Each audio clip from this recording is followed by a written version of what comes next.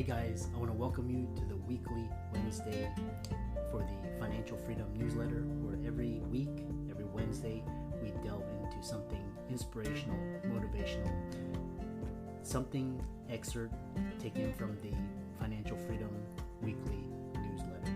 Wherever you are, if you're listening on Spotify, on iTunes, Google, be sure to click the like, subscribe, share, comment.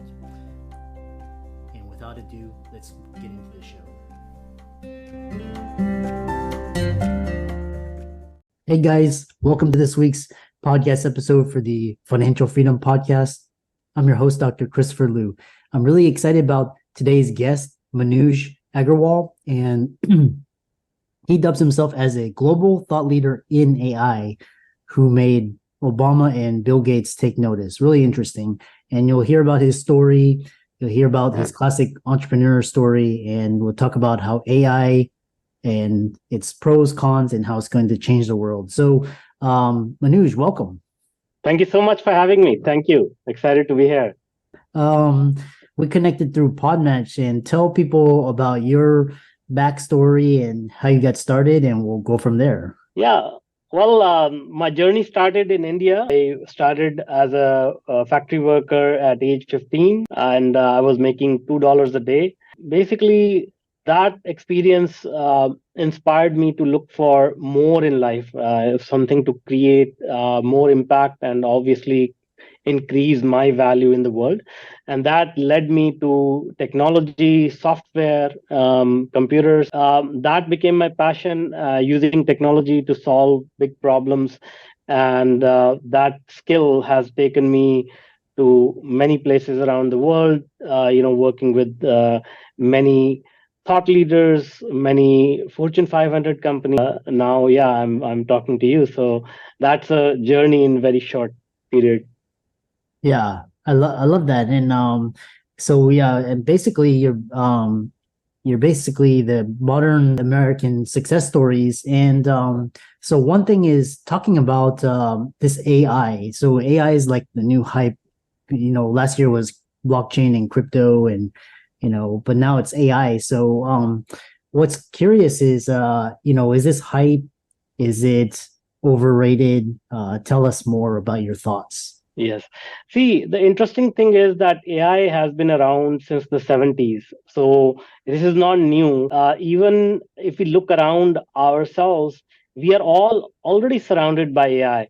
So, the if we take out our smartphone, every app on that device is controlled by AI.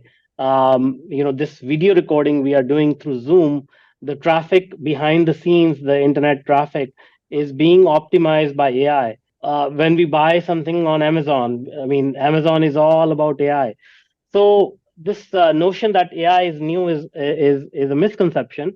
But what actually happened was that with ChatGPT being released in 2022, now everyday people with the non-technical background or people who are not into these kind of latest technologies, they can easily use AI for their own life and business, and that is where the excitement has built up.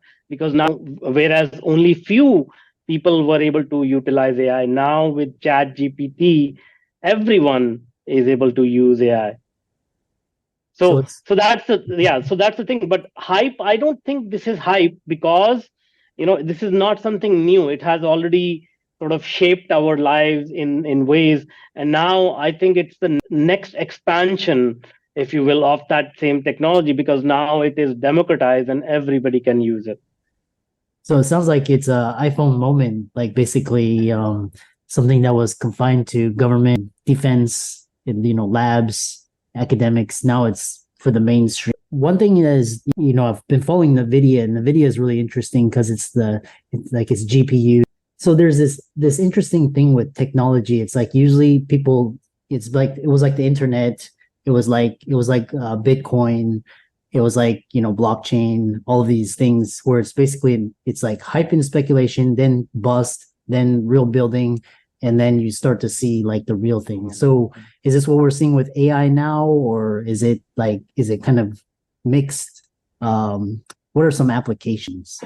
See, so I think we have gone through the bus cycle and sort of resurrection of AI. I'll give you certain examples to prove that, because if we look around, the richest people in the world, they have become the richest people in approximately last 2 decades, just 2 decades, right? So Elon Musk, he accumulated all his wealth after the year 2000, right? So now how did he do it? So if you look at his companies, main two holdings, Tesla and SpaceX, they're all based on AI, all data, right? So that's smart the electric vehicle, Tesla vehicle, is like. It's all AI, it's all data.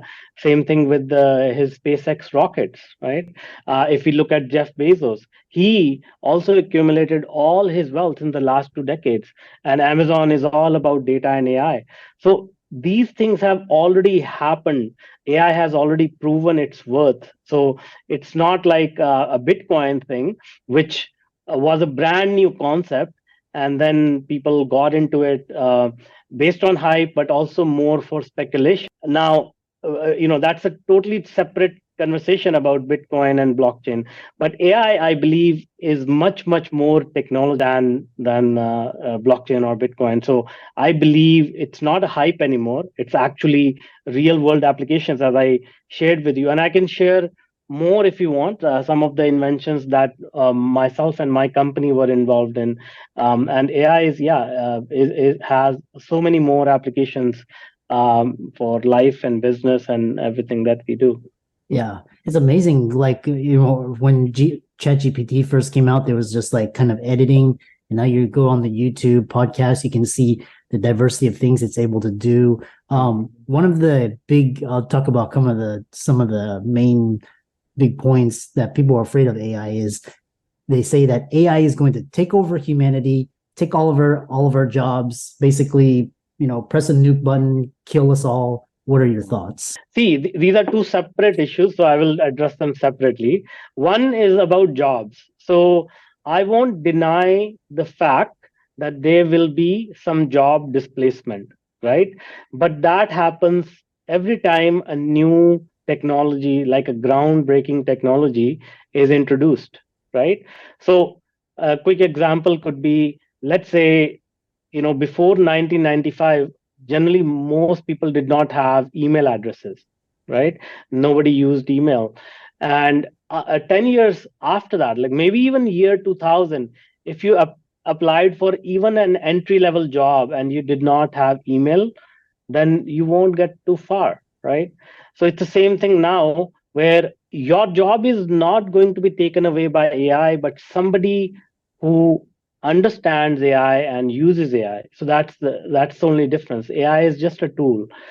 Second thing about AI taking over humanity, I believe that is sort of the most common human instinct, that we think, oh, whenever we gain power, our next step should be to eliminate other people, right? Or eliminate another species. But if we look around in nature, there are millions and millions of species on this planet. There's only one species that wages organized war against each other, and that is humans. No other species does that. So I don't believe, like, if we consider AI to be another species, I don't think that is the first urge it is going to have to kill humanity. And again, I can go deeper into the technical reasons and all of those things, but I hope that that gives you some idea. Yeah. Yeah, I love that. And I just basically talking to a lot of AI experts and, such individuals such as yourself, it's like, if you don't know how to, it was like basically if you didn't know how to use social media, or if you didn't know how to use website, or if you didn't know how to set up an internet store, then you were SOL because Amazon, but so you have to learn how to use these tools and kind of that's going to set the advantage. It's interesting how AI is going to create more industries and make other industries obsolete, but it's going to create more opportunities for people to have more control. So Absolutely. real quick, because I know because we have we're kind of coming towards the end, but you in your bio you talk about So one thing is a couple things is so you're talking about the biggest wealth transfer in history and how to take advantage of it. Just kind of Yeah. elaborate what that is.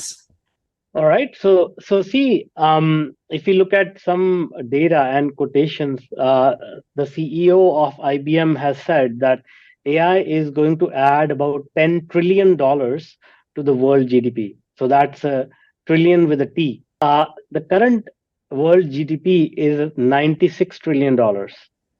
Okay, so in less than 7 years, 10% of the world GDP is going to be added by AI. All Wow, right, it's huge. and the CEO of Google and Peter Diamond is the Peter Diamond is a significant entrepreneur and scientist, and both of them they have said that by the end of 2030 there's only going to be two types of businesses, one which are using AI to the fullest, and another one who are out of business. Okay, so that's how powerful this technology is. So that's if you look at the data, if you look at what is happening, this is the biggest wealth transfer that is going to happen, like bigger than in the internet, bigger than the smartphone. Oh, I'm sorry. I thought you had a Mhm. pause there, but Yeah, yeah, yeah, yeah. yeah. So yeah, that's really interesting. And talking about, I love this idea of this wealth transfer because basically boomers are retiring.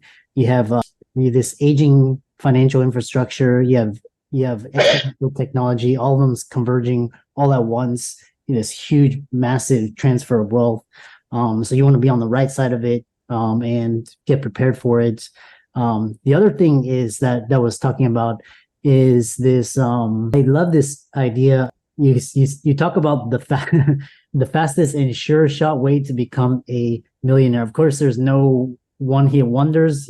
Everything takes work. But I'm just curious because that was in your bio. Yes, yeah, yeah, yeah, yeah. See, so it's an interesting question because a lot of people ask that question, and the first thing I say to people is like, change the mindset of becoming a millionaire to successful person, because one thing is everybody's success is different, right? Some people want to travel the world and that's success for them. Some people want to raise their kids and send them to college, that's success for them.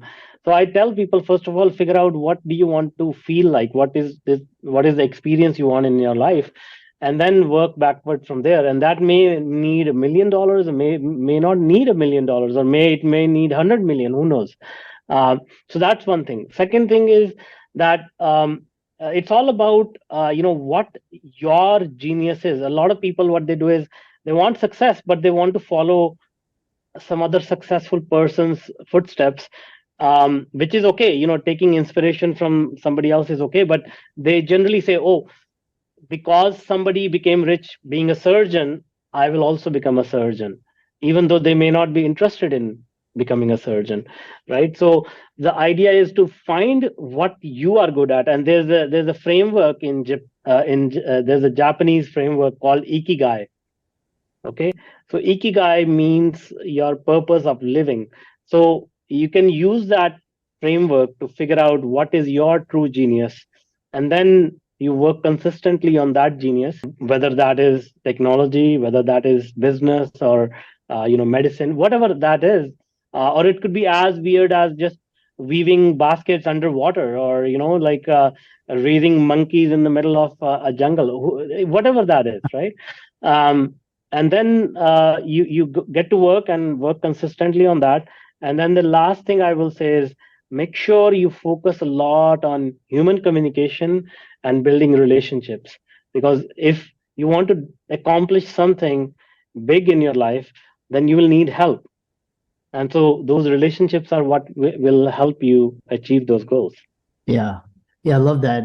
I love because then the more I talk to people, the more it's like kind of like this narrative of like this 50-year, then all this like kind of Disney World fairy tale. It's perpetuated by the media, it tries to get us to like buy more. And it's like I love your idea where this idea of success is like it depends on you. It's like what you need, what do you want to do in this world? It's not like everybody's definition is so different, Mhm, mhm, but we think success is only one thing, so it's, mhm, mhm, mhm, mhm. yeah. One final question is how can you achieve exponential growth in your life and business? See, this is all related. So once you figure out what you are good at, once you find your ikigai, when you start focusing on that and just focus on consistent, even if you say, okay, my goal for the next year will be to just improve myself 1% per day or even per week.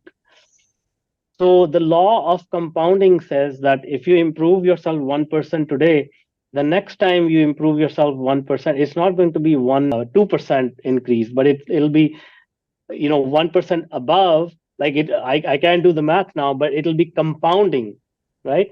And when you get to the last day or the last week of the year, your compounding effect will be like exponentially better than where you started, right? So the idea is you stay consistent and focus on improving yourself, get help from people who can complement your skills, and that is the basic formula. Of course, I cannot go into the full depth of the whole framework that we use, but that those are the basic steps. Does that make sense? I love that, and I'm just curious to see if there was new insights because I'm always interested in exponential growth, network effects, and see what people say. And then what's very interesting is you have what do meditation and AI and the power of your mind and AI to achieve your wildest dreams? What do all of they have in common? Sure, yeah. See, a lot of what we experience in life, or the value we create, or the actions we take, they are pretty much controlled by our subconscious mind. Subconscious mind is quite powerful. In fact, like it controls 95% of our actions and thoughts. So meditation basically is a process to get your conscious mind to start observing your subconscious mind, your thoughts, and so that leads to a lot of results and success as we define it. And so now, if we look at artificial intelligence, it's basically a continuum of our mind, because the way that we interact with AI and the AI interacts with our mind, it actually is a two-way street. I'll give you an example. So today, all major elections are won or lost using platforms like Facebook and Instagram, and these platforms are nothing but AI algorithms, right? And even the headlines on the news sites that we read, they are all controlled by AI. So it is forming public opinion, right? And whatever data as a public we generate, AI consumes it to learn about the world. So it's like a continuous two-way street. Make sense? Now, coming back to meditation, a lot of people, when I talk to people about meditation, they say, I don't have time, or my mind cannot be at rest, so I cannot meditate. So then I started thinking, okay, if we can use artificial intelligence to impact the mind in a way that can help people experience a meditative state. So then we started working on that. But just to give you a sample of this, right? I'll give you a sample of this. We call it like the magic wand formula. So let's say if you want to achieve something in the next 30 days, okay, not something huge like your purpose in life, like your ikigai, but something, let's say, you want to sign a contract, or you want to sign up a client, or you want to go on a vacation with your family, something along those lines. So typically what happens is that people have a very vague idea of what they want to achieve, like this idea about going to vacation or signing a client. Sign up for a free chat gpt account, and then ask chat gpt that, hey, my name is so and so, I do this, and I live in New York, and describe yourself, and then say, write me a detailed story about me going to a vacation to this particular place where you want to go. Describe in detail the experiences I had, the people I met, the foods I tasted, all of that, right? And then read out that story, and ask ChatGPT to write it in the past tense, in the first person. So meaning as if this has already happened. and then read out that story to yourself continuously for the next 3-4 weeks, and then whatever your mind experiences, that's meditation. That's the meditative effect. And then a lot of you, if you actually follow through and do this exercise, you will start to see a lot of what the story said to come into your real experience in your real life. So that's what meditation is. Does that make sense? Yeah, I love that. How can people contact you, follow you, reach out to you, and check out your work? Yeah, just find me on LinkedIn. Let me know that you heard me on this podcast, and how can I help you achieve your goals. And for all the listeners out there, let's thank Manuj for coming onto the show and really talking a lot about very interesting concepts and distilling it. And with that, thanks so much for coming onto the podcast. Thank you so much.